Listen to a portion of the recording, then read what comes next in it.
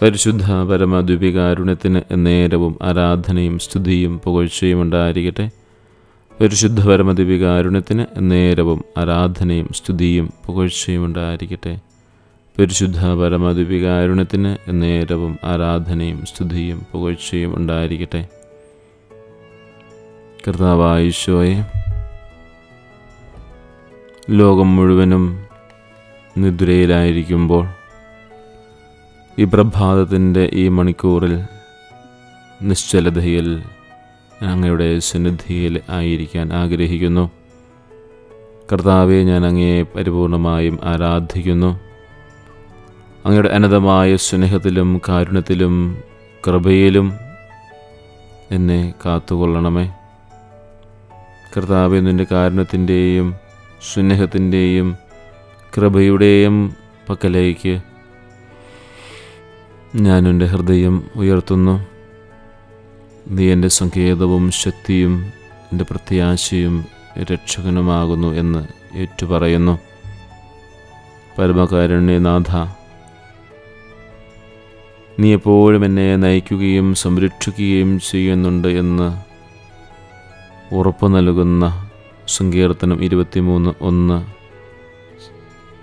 കർത്താവാണ് എൻ്റെ ഇടയൻ എന്നുള്ള വലിയ വചനത്തിൻ്റെ അഭിഷേകത്തിനായി പ്രാർത്ഥിക്കുന്നു. കർത്താവേ, കരുണയുണ്ടാകണമേ.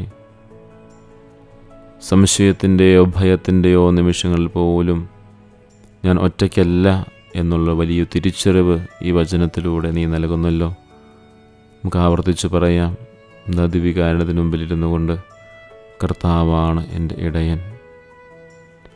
അവനിൽ ആശ്രയിക്കുന്നവന് സമാധാനവും സുരക്ഷിതത്വവും നൽകുന്നു. കർത്താവ് ആണ് എൻ്റെ ഇടയൻ.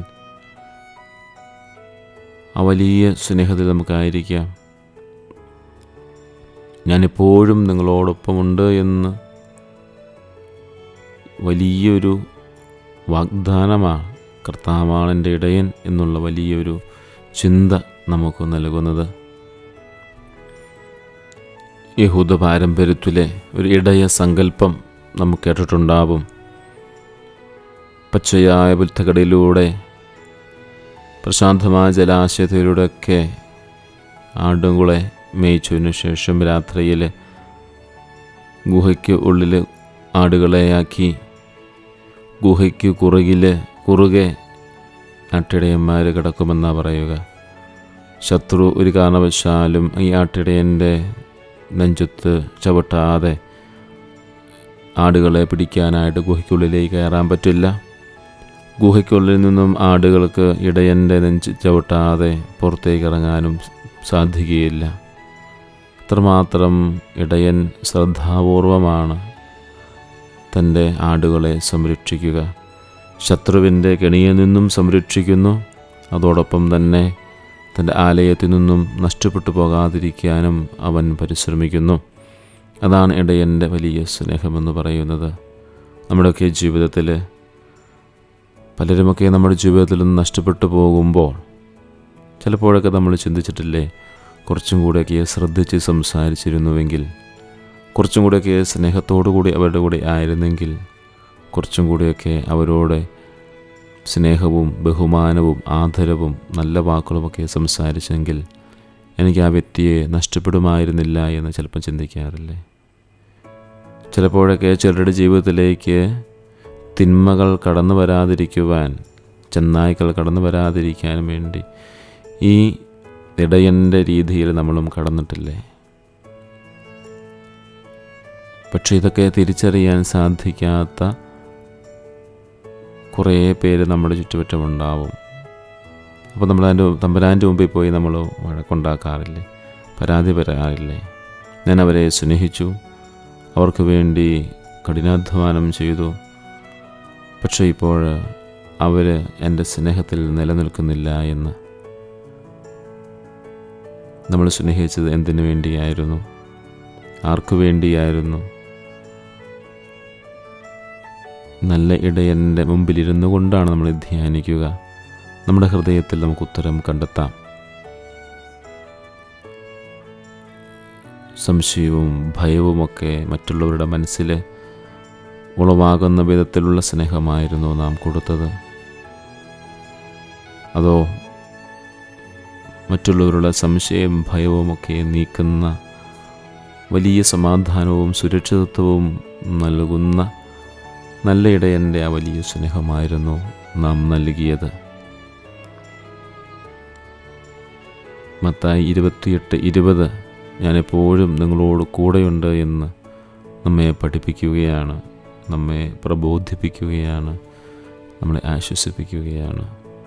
സന്തോഷത്തിലായാലും പരീക്ഷണങ്ങളിലായാലും ഈശോയുടെ സാന്നിധ്യം സ്ഥിരമാണ്. അവൻ്റെ സ്നേഹം നമുക്ക് ഉറപ്പ് നൽകുന്നതാണ്, നമ്മുടെ വിശ്വാസത്തെ ശക്തിപ്പെടുത്തുന്നതാണ്. എന്തായാലും അവിടുന്ന് നമ്മെ കൈവിടില്ല എന്നുള്ള വലിയ സ്നേഹം, വലിയ ഉറപ്പ് അവിടുന്ന് നമുക്ക് നൽകിയിട്ടുണ്ട്. ഞാനെപ്പോഴും നിങ്ങളോട് കൂടെയുണ്ട് എന്ന് നമ്മുടെ അനുദിന ജീവിതത്തിൽ നാം പലപ്പോഴും പലരോടും പറയാറില്ലേ? ഞാനെപ്പോഴും കൂടെ ഉണ്ടാവും കേട്ടോ, എപ്പോഴും പ്രാർത്ഥനയിൽ ഓർക്കും കേട്ടോ. പക്ഷെ പലപ്പോഴും അവരുടെ കൂടെ ഉണ്ടായിരിക്കില്ല. നമ്മൾ പലപ്പോഴും പ്രാർത്ഥന അവർ ഓർക്കാറുമില്ല. ഇതാണ് സാധാരണ നാട്ടുനടപ്പ്. ആയതിനാൽ എപ്പോഴും നമ്മളെ സ്നേഹിക്കുന്നവരെ, ഉറപ്പ് പറഞ്ഞിട്ടുള്ളവരെ നമ്മളെപ്പോഴും ഹൃദയത്തിൽ കൊണ്ട് നടക്കാറില്ലേ? അവർക്ക് വേണ്ടി പ്രാർത്ഥിക്കാറുണ്ട്, അവർക്ക് വേണ്ടി നമുക്കിഷ്ടമുള്ള കാര്യങ്ങൾ കിട്ടുമ്പോൾ മാറ്റിവെക്കാറുണ്ട്. അത് തന്നെയല്ലേ ഈശോയെ നമ്മളോട് ചെയ്യുന്നത്? ഞാൻ നിങ്ങളോടൊപ്പമുണ്ട് എന്ന് പറഞ്ഞ് ചുമ്മാ അവൻ പറഞ്ഞിട്ട് പോവുകയല്ല ചെയ്യുന്നത്. നാം നമുക്കിഷ്ടമുള്ളവർക്ക് വേണ്ടി ഓരോ കാര്യങ്ങൾ മാറ്റിവെക്കുന്നത് പോലെ അനുദിന ജീവിതത്തിൽ അവിടുന്ന് നമ്മെ ഇഷ്ടപ്പെടുന്നത് കൊണ്ട് നമുക്ക് വേണ്ടി ഓരോ ദിവസവും അവിടുന്ന് കരുതി വയ്ക്കുന്ന വലിയ സമ്മാനമാണ് വിശുദ്ധ കുർബാന. അവിടോട് ചേർന്നില്ല നമുക്ക് സാധിക്കുന്നുണ്ടോ? നമ്മുടെ ജീവിതത്തിന് കൂടുതൽ അനുഗ്രഹം ലഭിക്കാൻ വേണ്ടി അവിടുന്ന് കരുതി വച്ചിരിക്കുന്ന പദ്ധതികൾ മനസ്സിലാക്കാൻ നമ്മൾ തയ്യാറാവുന്നുണ്ടോ?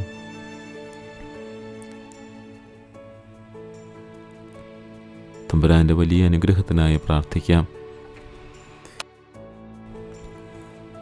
കർത്താവായ ഈശോയെ, പരമകാരുണ്യവാനായ ഈശോയെ, പരിശുദ്ധ പരമദിവ്യകാരുണ്യമേ, ഞങ്ങളോടൊപ്പമുണ്ട് എന്ന് പറഞ്ഞ് മത്തായി 28:20 വലിയ അഭിഷേകത്താൽ ഞങ്ങൾക്ക് ലഭിച്ച വലിയ ഉറപ്പ് എന്നീ നിമിഷവും തിരിച്ചറിയുന്നു. നിൻ്റെ ദിവ്യകാരുണ്യത്തിൻ്റെ മുമ്പിൽ ആയിരിക്കുന്ന സമയത്ത് എല്ലാ ദിവസവും അനുഗ്രഹവുമായി കൃപയുടെ നീർച്ചാലുകളായി വിശുദ്ധ കുർബാനയായ ഗോതമ്പപ്പമായി ഞങ്ങളുടെ ഉള്ളിലേക്ക് വരുന്ന ആ വലിയ സാന്നിധ്യത്തെ പലപ്പോഴും ഞങ്ങൾ ബോധപൂർവം വേണ്ട എന്ന് വെച്ചിട്ടുണ്ട്. എന്നിട്ട് ഞങ്ങളുടെ ജീവിതത്തിൽ നൈമിഷികമായി കിട്ടുന്ന ചില സൗഹൃദങ്ങളുടെ പുറകെ, നൈമിഷികമായ കാര്യങ്ങൾക്ക് പുറകെ ഞങ്ങൾ പലപ്പോഴും ഓടുകയാണ്. എന്നിട്ട് അവരോടും പരാതി പറയും, നിൻ്റെ അടുത്ത് വന്നും പരാതി പറയും. അവരോട് പറയും, ഞാൻ നിങ്ങൾക്ക് വേണ്ടി അധ്വാനിക്കുന്നതും ഓടുന്നതും എല്ലാം നിന്നോടുള്ള സ്നേഹത്തെ പ്രതിയാണ്. അണ്ട് ഈശോയുടെ അടുത്ത് നമ്മൾ പറയും, ഞാൻ നിന്നെ എത്രമാത്രം സ്നേഹിക്കുന്നുണ്ട്, പക്ഷേ നീ എൻ്റെ ജീവിതത്തിൽ ഒരു അനുഗ്രഹവും തരുന്നില്ല എന്ന്. കാരുണ്യനാഥ, നിൻ്റെ സന്നിധിയിലിരുന്നുകൊണ്ട് ഞങ്ങളുടെ ജീവിതത്തെ ഞങ്ങൾ പരിശോധിക്കുന്നു. യോഹന്നാന്റെ സുവിശേഷം 13:34 പരസ്പരം സ്നേഹിക്കുവാൻ അവിടുന്ന് നമ്മെ ആഹ്വാനം ചെയ്യുന്നു. യഥാർത്ഥ സ്നേഹം നിസ്വാർത്ഥവും ക്ഷമയും ദയയുമുള്ളതാണ്. മറ്റുള്ളവരെ സ്നേഹിക്കുന്നത് നമ്മുടെ ഉള്ളിലെ ദൈവസ്നേഹത്തിൻ്റെ പ്രതിഫലനമായിരിക്കണം. വളരെ ശ്രദ്ധിക്കേണ്ട ഒരു കാര്യമാണ്. മറ്റുള്ളവരെ നമ്മൾ സ്നേഹിക്കുന്നത് നമ്മുടെ ഉള്ളിലെ ദൈവസ്നേഹത്തിൻ്റെ പ്രതിഫലനമായിരിക്കണം. നമ്മുടെ ഉള്ളിൽ മറ്റു കാര്യങ്ങളും ആലോചിച്ചു കൊണ്ടാവരുത്. ഉള്ളിലുള്ള ദൈവസ്നേഹത്തിൻ്റെ പ്രതിഫലനമായിട്ടായിരിക്കണം നാം സ്നേഹിക്കേണ്ടത്. കർത്താവായ ഈശോയെ, ഞങ്ങളുടെ ജീവിതത്തിൽ പലപ്പോഴും ഈ ഒരു കാര്യത്തിന് ഞങ്ങളുടെ ഉള്ളിലെ ദൈവിക സ്നേഹത്തെ ദൈവസ്നേഹത്തിൻ്റെ പ്രതിഫലനമായി സ്നേഹിക്കാൻ ഞങ്ങൾക്ക് സാധിച്ചിട്ടില്ല. ക്ഷമയും അനുകമ്പവും രോഗശാന്തിയും ഐക്യവും നൽകുന്നതാണ് സ്നേഹമെന്ന് പറയുന്നത്. ക്ഷമയുള്ളിടത്ത്, സ്നേഹമുള്ളിടത്ത് നമുക്ക് ക്ഷമിക്കാൻ സാധിക്കും. അവിടെ ഒരു അനുകമ്പയുണ്ട്. ആ ഒരു സൗഹൃദത്തിന്, സ്നേഹത്തിന് ഏതു രോഗത്തെയും സുഖപ്പെടുത്താൻ സാധിക്കുന്ന വലിയ മാസ്മരികമായ ശക്തിയുണ്ട്. അവിടെ ഐക്യമുണ്ടാവുകയും ചെയ്യുന്നുണ്ട്. തെറ്റിദ്ധാരണ ഉള്ള സ്നേഹവും പലപ്പോഴും നമ്മുടെ അനുദിന ജീവിതത്തിൽ നാം കാണാറുണ്ട്. ചിലരൊക്കെ നമ്മെ പരീക്ഷിച്ചു കൊണ്ടേയിരിക്കും. അവർക്ക് ഉറപ്പ് കിട്ടാൻ വേണ്ടിയായിരിക്കാം ചിലപ്പോൾ അവർക്കതൊരു ഹോബിയായിരിക്കാം. തെറ്റിദ്ധാരണ ഉണ്ടാക്കുന്ന സ്നേഹം ഈശോയുടെ മുമ്പിൽ ഇരുന്നു കൊണ്ട് നമ്മൾ ചിന്തിക്കുമ്പോൾ, ധ്യാനിക്കുമ്പോൾ നമ്മുടെ സ്നേഹം യഥാർത്ഥത്തിൽ എന്താണ് എന്ന് തിരിച്ചറിയേണ്ടതായിട്ടുണ്ട്. നമ്മുടെ ഉള്ളിലുള്ള സ്നേഹം തന്നെയാണോ പുറത്തേക്ക് പ്രതിഫലിച്ചു വരുന്നത്? അതോ ഈശോയുടെ നിരുപാധിക സ്നേഹം പോലെ നമുക്ക് സ്നേഹിക്കാൻ സാധിക്കുന്നുണ്ടോ? ഇല്ല എങ്കിൽ അവിടുത്തെ തിരുസന്നിധിയിൽ ഇരുന്നു കൊണ്ട് നമുക്ക് പറയാം, ഈശോയെ, നിൻ്റെ നിരുപാധിക സ്നേഹം ഞാൻ സമ്പാദിക്കുവാനായിട്ട് ആഗ്രഹിക്കുന്നു. അതിന് അർഹതയുണ്ടോ എന്ന് എനിക്കറിയില്ല. പക്ഷേ നിരുപാധിക സ്നേഹം, അൺകണ്ടീഷണൽ ലവ്, അത് ഉണ്ടാകുവാനായിട്ട് ഞങ്ങൾ ആഗ്രഹിക്കുന്നു. തെറ്റായ സ്നേഹങ്ങൾ അത് പലപ്പോഴും വികാരങ്ങളുടെ പേരിൽ അങ്ങനെയൊക്കെയാണ് സാധാരണ ഉണ്ടാവുക. തെറ്റിദ്ധരിക്കപ്പെടുന്നത് വ്യവസ്ഥകളുണ്ടാവും, വികാരങ്ങളുണ്ടാവാം, അല്ലെങ്കിൽ സ്വാർത്ഥ ആഗ്രഹങ്ങളായിരിക്കാം. എന്നിവയെ അടിസ്ഥാനമാക്കിയുള്ളതാണ് ഈ തെറ്റിദ്ധരിക്കപ്പെടുന്ന സ്നേഹമെന്ന് പറയുന്നത്. അവിടെയാണ് പരീക്ഷണങ്ങളും പരീക്ഷിക്കപ്പെടലും ഒക്കെ ഉണ്ടാവുക. മനുഷ്യർ പരീക്ഷണ വസ്തുക്കളായി മാറും. സ്നേഹിക്കുന്നുണ്ടോ എന്ന് തിരിച്ചറിയുവാൻ പരീക്ഷണങ്ങളുണ്ടാവും. അവിടെയൊക്കെ ചിലപ്പം പരാജയപ്പെട്ടു പോയെന്നിരിക്കും. പക്ഷേ ഒരിക്കലും പരീക്ഷിക്കാതെ നമ്മുടെ സ്നേഹത്തെ തിരിച്ചറിയുന്ന, നമ്മുടെ മനസ്സിനെ തിരിച്ചറിയുന്ന നല്ല തമ്പുരാൻ്റെ മുമ്പിലാണ് നാം ഇപ്പോൾ ആയിരിക്കുക. അവിടെ നമ്മൾ ഒരിക്കലും പരീക്ഷിക്കുകയില്ല. നാം തമ്പുരാനെ പരീക്ഷിക്കുന്നതിൽ മിടുക്കരാണെങ്കിലും അവിടുത്തെ സ്നേഹത്തിന് ഒരിക്കലും തെറ്റിദ്ധരിക്കപ്പെടേണ്ടതായിട്ടൊരു ഭാവമില്ല. തമ്പുരാൻ്റെ മുമ്പിൽ നമ്മൾ സ്നേഹം കാണിക്കുന്നത് പലപ്പോഴും നമ്മുടെ കാര്യങ്ങൾ നേടിയെടുക്കാൻ വേണ്ടിയല്ലേ.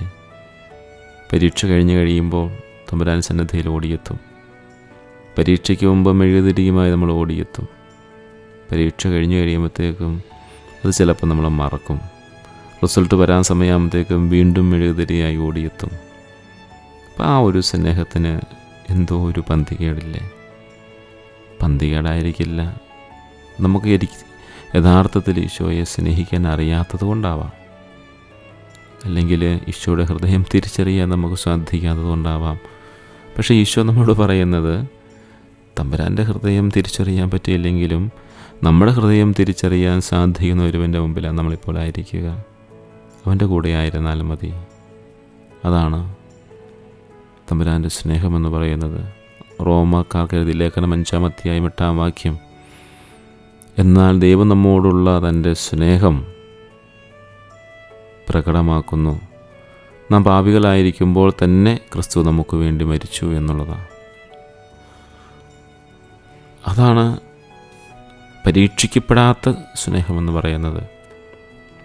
ഒരിക്കലും പരീക്ഷണങ്ങൾക്ക് വിധേയമാക്കാത്ത സ്നേഹം. അതല്ലേ പറയുന്നത് റോമ 5:8 പറയുന്നത്, നാം പാപികളായിരിക്കെ തന്നെ അവിടെ നമുക്ക് വേണ്ടി നമ്മളുള്ള പരിഹാരമെന്ന നിലയിൽ അവിടെ നിന്ന് മരിച്ചു എന്ന. അങ്ങനെയെങ്കിൽ തമ്പുരാൻ സന്നിധിയിൽ നാം പോയിരിക്കുമ്പോൾ അവിടത്തേക്ക് നമ്മെ വീണ്ടും പരീക്ഷിക്കേണ്ട ആവശ്യമുണ്ടോ? മനുഷ്യരാണ് സ്നേഹത്തെ പരീക്ഷിച്ച് അളന്ന് മനസ്സിലാക്കുന്നത്. കർത്താവായ ഈശോയെ, നിൻ്റെ സ്നേഹം സ്വീകരിക്കുവാനും മറ്റുള്ളവരുമായി പങ്കിടുവാനും ഞാൻ ആഗ്രഹിക്കുന്നു. നീ സ്നേഹിക്കുന്നത് പോലെ വ്യവസ്ഥകളോ ഇല്ലാതെ കൃപയോടുകൂടെ സ്നേഹിക്കുവാൻ, ദയയോടുകൂടി സ്നേഹിക്കുവാൻ ആഗ്രഹിക്കുന്നു. കർത്താവേ, കരുണയുണ്ടാകണമേ. വ്യവസ്ഥകളില്ലാതെ കൃപയോടെ സ്നേഹിക്കുവാനുള്ള വലിയ അനുഗ്രഹം ഞങ്ങൾക്ക് നൽകണമേ. ഈ പ്രഭാതത്തിൽ ഞങ്ങളൊരു തീരുമാനമെടുക്കുകയാണ്. ഇനി ഞാൻ മറ്റുള്ളവരെ സ്നേഹിക്കുന്നതും മറ്റുള്ളവരുടെ ദയ കാണിക്കുന്നതും മറ്റുള്ളവരോട് സംസാരിക്കുന്നതും പെരുമാറുന്നതുമെല്ലാം ഒരു വ്യവസ്ഥകളുമില്ലാതെയായിരിക്കട്ടെ. ഒരു വ്യവസ്ഥകളുമില്ലാതെ നിൻ്റെ കൃപയോടു കൂടിയും ദയയോടു കൂടിയുമായിരിക്കുമെന്ന് കർത്താവായ ഈശോയെ നിൻ്റെ സന്നിധിയിൽ ഞങ്ങൾ ആഗ്രഹിക്കുന്നു, പ്രാർത്ഥിക്കുന്നു. അതിനുള്ള കൃപാവരം നൽകി അനുഗ്രഹിക്കണമേ. ഞങ്ങൾ മറ്റുള്ളവരോട് സംസാരിക്കുന്നതും പെരുമാറുന്നതും ഇടപെടുന്നതുമെല്ലാം വ്യവസ്ഥകളില്ലാതെ കൃപയോടുകൂടി, ദൈവകൃപയോടുകൂടി, ദയയോടു കൂടി മുന്നോട്ട് പോകാനായിട്ട് ഞങ്ങൾ ആഗ്രഹിക്കുന്നു. ഞങ്ങളുടെ ജീവിതത്തിലേക്ക് കൃപ സമൃദ്ധമായി നൽകണമേ. കർത്താവായ ഈശോയെ നിൻ്റെ നിരുപാധികമായ സ്നേഹത്തിന് നന്ദി. നീ എന്നെ സ്നേഹിക്കുന്നത് പോലെ മറ്റുള്ളവരെ സ്നേഹിക്കുവാൻ എന്നെ സഹായിക്കണമേ. കർത്താവായ ഈശോയെ അങ്ങയുടെ മാർഗനിർദ്ദേശത്തിൽ ആശ്രയിക്കുവാനും അങ്ങയുടെ സന്നിധിയിൽ വിശ്രമിക്കുവാനും അങ്ങനെ വിശ്വാസത്തിൽ അനുദിനം വളരുവാനും എന്നെ പഠിപ്പിക്കണമേ. എൻ്റെ ഹൃദയം നിൻ്റെ കൃപയെ പ്രതിഫലിപ്പിക്കട്ടെ. നിൻ്റെ വാഗ്ദാനങ്ങളിൽ ഞാനിപ്പോഴും ശക്തി കണ്ടെത്തട്ടെ. കർത്താവായ ഈശോയെ നിൻ്റെ വാഗ്ദാനങ്ങളിൽ ഞങ്ങൾ ശക്തി കണ്ടെത്തുവാൻ ആഗ്രഹിക്കുന്നു. നിൻ്റെ കൃപ എന്നിൽ പ്രതിഫലിക്കട്ടെ. എൻ്റെ സംസാരത്തിൽ പ്രതിഫലിക്കട്ടെ, എൻ്റെ ചിന്തയിൽ പ്രതിഫലിക്കട്ടെ, എൻ്റെ പ്രവൃത്തികളിൽ പ്രതിഫലിക്കട്ടെ. കർത്താവായ ഈശോയെ നിൻ്റെ കൃപ ഇന്നേ ദിവസം മുഴുവനും എൻ്റെ ജീവിതത്തിൽ പ്രതിഫലിക്കുന്നതിന് കാരണമായി തീരട്ടെ. മറ്റുള്ളവരോട് സംസാരിക്കുമ്പോഴും മറ്റുള്ളവരെ കേൾക്കുമ്പോഴും മറ്റുള്ളവർക്ക് നന്മകൾ ചെയ്തു കൊടുക്കുമ്പോഴുമെല്ലാം അതിനുള്ള കൃപ നീ നൽകണമേ എന്ന് പ്രാർത്ഥിക്കുകയും അപേക്ഷിക്കുകയും ചെയ്യുന്നു. പരിശുദ്ധ പരമദിവ്യകാരുണ്യത്തിന് എന്നേരവും ആരാധനയും സ്തുതിയും പുകഴ്ചയും ഉണ്ടായിരിക്കട്ടെ. പരിശുദ്ധ പരമദിവ്യകാരുണ്യത്തിന് നേരവും ആരാധനയും സ്തുതിയും പുകഴ്ചയും ഉണ്ടായിരിക്കട്ടെ. പരിശുദ്ധ പരമദിവ്യകാരുണ്യത്തിന് നേരവും ആരാധനയും സ്തുതിയും പുകഴ്ചയും ഉണ്ടായിരിക്കട്ടെ. ഏവർക്കും നല്ലൊരു ദിവസം ആശംസിക്കുന്നു.